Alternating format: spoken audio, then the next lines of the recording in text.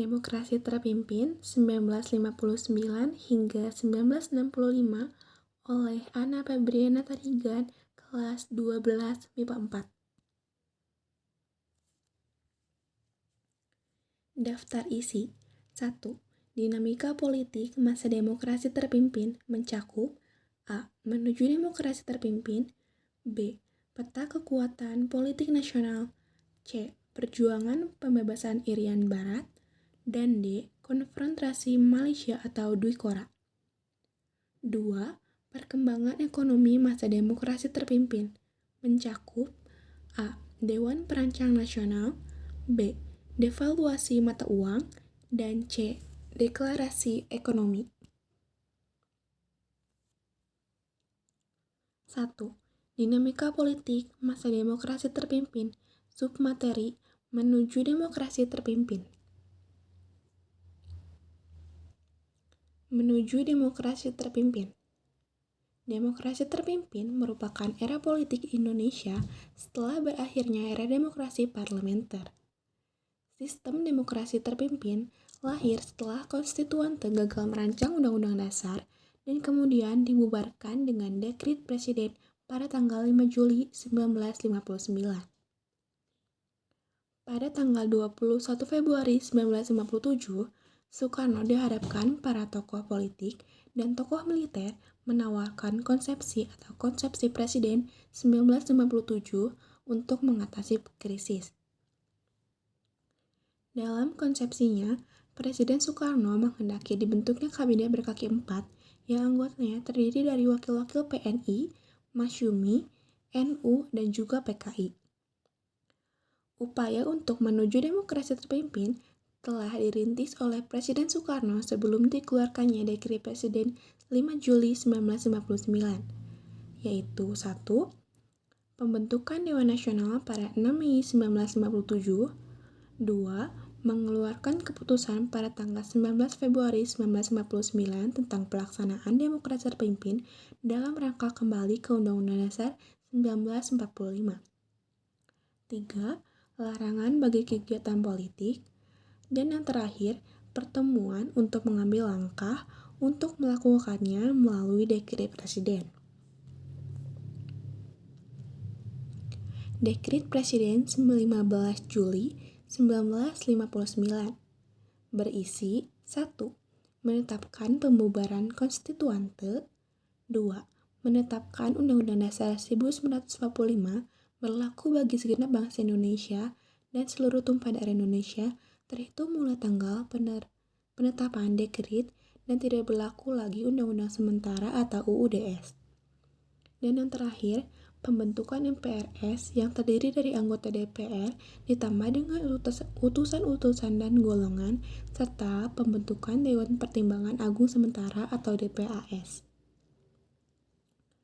Dekret Presiden mendapat sambutan baik dari masyarakat yang hampir selama 10 tahun merasakan ketidakstabilan kehidupan sosial politik.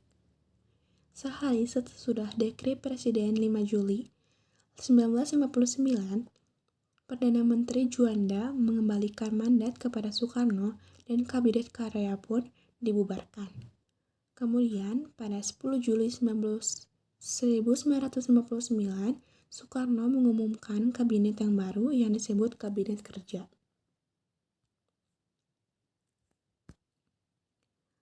Pembentukan kabinet diikuti pembentukan Dewan Pertimbangan Agung Sementara atau DPAS yang langsung diketuai oleh Presiden Soekarno dengan Ruslan Abdul Ghani sebagai wakil ketuanya. DPAS bertugas menjawab pertanyaan Presiden yang berhak mengajukan usul kepada pemerintah. Pada tanggal 17 Agustus 1959, Presiden Soekarno menguraikan ideologi demokrasi terpimpin yang isinya mencakup revolusi, gotong royong, demokrasi, anti-imperialisme, kapitalisme, anti-demokrasi liberal, dan perubahan secara total. Pidato ini diusulkan DPAS dalam sidangnya bulan November 1959, dijadikan garis-garis besar haluan negara dengan nama Manifesto Politik Republik Indonesia, disingkat Manipol. melalui penetapan Presiden nomor 2 tahun 1959 tanggal 31 Desember 1959 dibentuk Majelis Permusyawaratan Rakyat Sementara atau MPRS. Fungsi dan tugas MPRS hanya menetapkan garis-garis besar haluan negara. Pada tanggal 24 Juni 1960, DPR diganti dengan DPR GR, yang anggotanya berasal dari anggota partai tiga besar yaitu PNI, NU, dan juga PKI. Tugas pokok dari DPR GR adalah melaksanakan manipul, merealisasikan amanat penderitaan rakyat, dan melaksanakan demokrasi terpimpin. Pembentukan lembaga negara Front Nasional berdasarkan TAP Presiden tahun 1959. Front Nasional adalah suatu organisasi massa yang memperjuangkan cita-cita proklamasi dan cita-cita yang terkandung dalam Undang-Undang Dasar 1945 yang diketuai oleh I.R. Soekarno sendiri. Presiden juga membentuk Musyawarah Pembantu Pimpinan Revolusi atau MPPR. MPPR merupakan Badan Pembantu Pemimpin Besar Revolusi atau PBR dalam mengambil kebijakan khusus dan darurat untuk menyelesaikan revolusi. Peta kekuatan politik nasional. Pemegang kekuasaan tertinggi yaitu Insinyur Soekarno. Presiden Soekarno memegang seluruh kekuasaan negara dengan TNI dan PKI di sampingnya. Pada masa demokrasi terpimpin ini, peranan partai politik mulai dikurangi, sedangkan peranan presiden sangat kuat.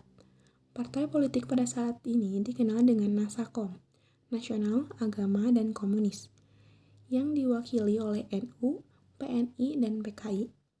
Pada masa demokrasi terpimpin ini, nampak sekali bahwa PKI memainkan peranan bertambah kuat, terutama melalui G30 SPKI akhir September 1965. PKI berusaha memperoleh citra sebagai Pancasilais dan pendukung kebijakan-kebijakan Presiden Soekarno yang menguntungkannya, lalu melakukan strategi menempel Soekarno. Pembebasan Irian Barat. Pada perundingan KMB tahun 1950, masalah penyerahan Irian Barat ditangguhkan 1 tahun dan berhasil dicapai dalam suatu kompromi pasal di Piagam Penyerahan Kedaulatan. Indonesia di forum PBB terus mengalami kegagalan. Indonesia pun kemudian mengambil jalan diplomasi aktif dan efektif yang puncaknya dilakukan Konferensi Asia Afrika, dan langkah ini pun cukup efektif. Presiden Soekarno dalam pidatonya tanggal 30 September 1960 di depan sidang Majelis Umum PBB menegaskan kembali sikapnya tentang upaya pengembalian Irian Barat ke pangkuan Republik Indonesia. Pada 19 Desember 1961, Insinyur Soekarno mengeluarkan Tri Komando Rakyat atau Trikora yang berisi 1. Gagalkan pembentukan negara Bhinneka Papua buatan Belanda. 2. Kibarkan sang merah putih di Irian Barat. 3. Bersiaplah untuk mobilisasi umum guna mempertahankan kemerdekaan dan kesatuan tanah air dan bangsa. Akhirnya, pada tanggal 15 Agustus 1962, ditandatangani perjanjian antara pemerintah Indonesia dengan pemerintah Belanda di New York. Hal ini dikenal sebagai Perjanjian New York. Pada tanggal 19 November 1969, Sidang Umum PBB ke-24 menerima hasil penentuan pendapat rakyat atau PPRA yang telah dilakukan Indonesia karena sudah sesuai dengan isi Perjanjian New York. Sejak saat itulah Indonesia secara de jure dan de facto memperoleh kembali Irian Barat sebagai bagian dari NKRI. Konfrontasi dengan Malaysia.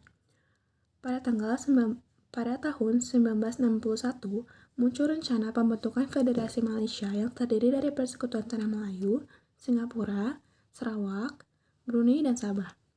Indonesia menentang karena dianggap bahwa pembentukan identitas tersebut adalah proyek neokolonialis Inggris yang membahayakan revolusi Indonesia yang belum selesai. Diadakan KTT di Malpelindo dan PBB membentuk investigasi. Sebelum investigasi selesai, Malaysia sudah memproklamirkan Federasi Malaysia. Soekarno mengeluarkan Dwi Kora dan Konfrontasi, Ganyang Malaysia. 2. Perkembangan ekonomi masa demokrasi terpimpin. Dewan Perancang Nasional. Upaya perbaikan perekonomian Indonesia dilakukan dengan pembentukan Dewan Perancang Nasional atau Depernas pada tanggal 15 Agustus 1959 yang dipimpin oleh Muhammad Yamin. Depernas kemudian menyusun program kerjanya berupa pola pembangunan nasional yang disebut sebagai pola pembangunan semesta berencana dengan mempertimbangkan faktor pembiayaan dan waktu pelaksanaan pembangunan. Pola pelaksanaan semesta dan berencana terdiri atas blueprint Tripora, yaitu proyek pembangunan, pola penjelasan pembangunan, dan pola pembiayaan pembangunan. Pada tahun 1963 juga dibentuk Badan Perencanaan Pembangunan Nasional atau Bappenas yang dipimpin Presiden Soekarno sebagai pengganti Depernas. Tugas Bappenas adalah menyusun rencana pembangunan jangka panjang maupun pendek. Devaluasi mata uang. Untuk membendung inflasi dan mengurangi jumlah uang yang beredar di masyarakat, pada tanggal 25 Agustus 1950, pemerintah mengumumkan penurunan nilai uang. Gimana sih penurunan nilai uang tersebut? Sebagai contohnya, uang kertas pecahan 500 nilainya akan berubah menjadi 50 rupiah, begitu seterusnya. Selain itu, semua simpanan di bank yang melebihi 25.000 akan dibukukan. Deklarasi Ekonomi. Pada tanggal 26 Maret 1963 dikeluarkan landasan baru bagi perbaikan ekonomi secara menyeluruh, yaitu Deklarasi Ekonomi atau DEKON. Tujuannya dibentuk DEKON adalah untuk menciptakan ekonomi yang bersifat nasional, demokratis, dan bebas dari imperialisme. Meski begitu, dalam pelaksanaannya, DEKON tidak mampu mengatasi kesulitan ekonomi dan masalah inflasi. DEKON justru mengakibatkan perekonomian Indonesia stagnan. Masalah perekonomian diatur atau dipegang oleh pemerintah, sedangkan prinsip-prinsip dasar ekonomi banyak diabaikan. Sekian dari saya, mohon maaf bila ada kesalahan, dan wassalamualaikum warahmatullahi wabarakatuh. Jika ada yang ingin ditanyakan, bisa email saya ya di bawah ini.